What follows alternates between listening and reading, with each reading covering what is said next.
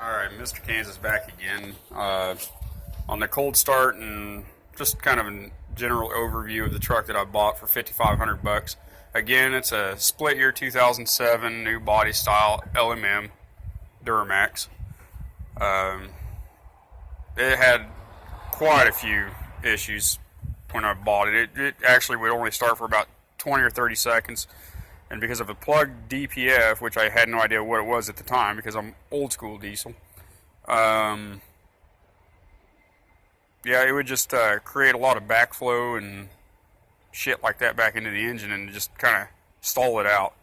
So me being old school, I figured, okay, let's just cut it out, you know. It's no different than an ordinary gas or whatever, you know. Kind of a lesser thought process compared to most people that know about these, but okay, so I cut it out.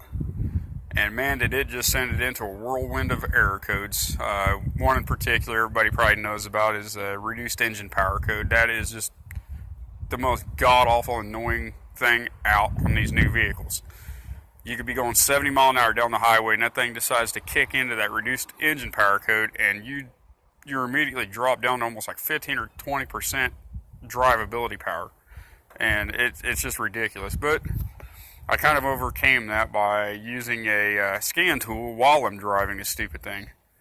So until I can figure out a good source for EFI Live or PPE, whatever is best out there at this point for multiple tunes, then this is just the route that I'm going to take for now. Now, on another subject matter that should have been a recall on these things along with a few other issues, I have no way to listen to music. I have ordered a brand new stereo, factory stereo for this. I've already installed it, and I've got the tweeters and the pillars. They work, but you know, who wants to listen to that? These outer range sweeps are just a complete joke. I mean, you know, they got gaps in them and they leak, and right about here, and if you go down, is the speaker, and I'm pretty sure that it's just these window channels that the rain's just following down and just dropping on top of speakers and just destroying them. So, I don't know what to do with that just yet, but yeah, so here's my solution to a DPF, which again, I'm still running a scan tool. I'm got these cheap eBay pocket flare fenders because obviously Chevrolet's notorious for rust around wheel wells, otherwise they wouldn't be on here with these goofy stock 16s. And I do get a lot of shit about them, but they hide the rust, so I'm fine with it.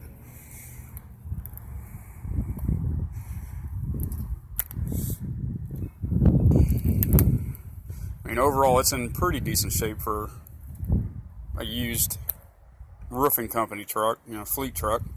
It was their third one they bought, and it does have over 300,000 miles. And they were somewhat friendly and weren't, so just got to kind of take the good with the bad on some things. So we'll see what a 11 degree to 20 degree cold start is like on one of these things after setting for about a week.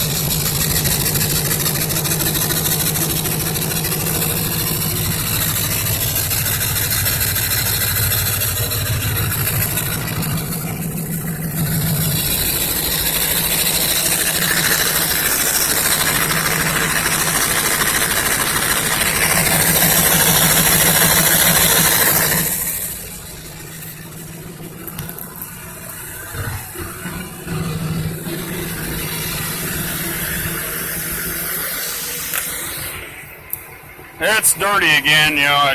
I don't really take time to clean a whole lot of stuff in between work and doing everything else, but it's still pretty well the same way I got it and stuff like that. So I haven't had much time to do with anything other than just change out the factory radio, which it looked like somebody had taken a hammer to it when I got it. There was no screen or nothing in it.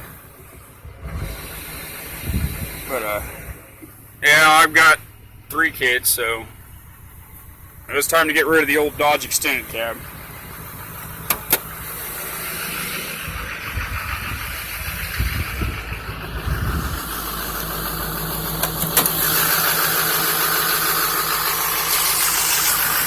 Again, it's all stock at this point. I've just done a few things. I got rid of the resonator and did a PCB reroute. But, yeah.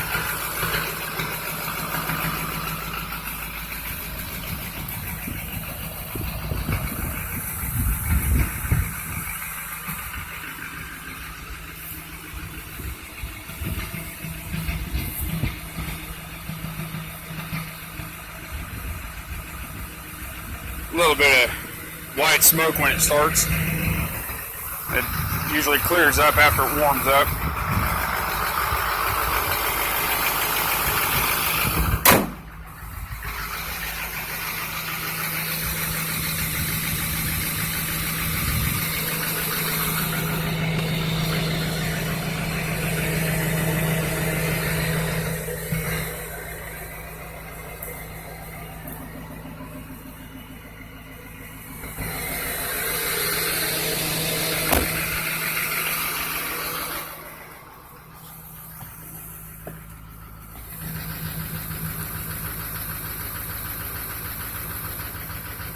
And of course there is something wrong with the clock spring in the steering column.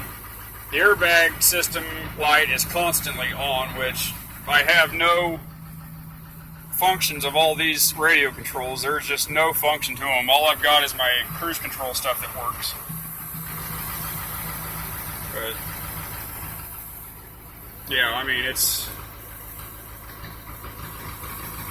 not a bad truck for what I paid. Let me know what you think.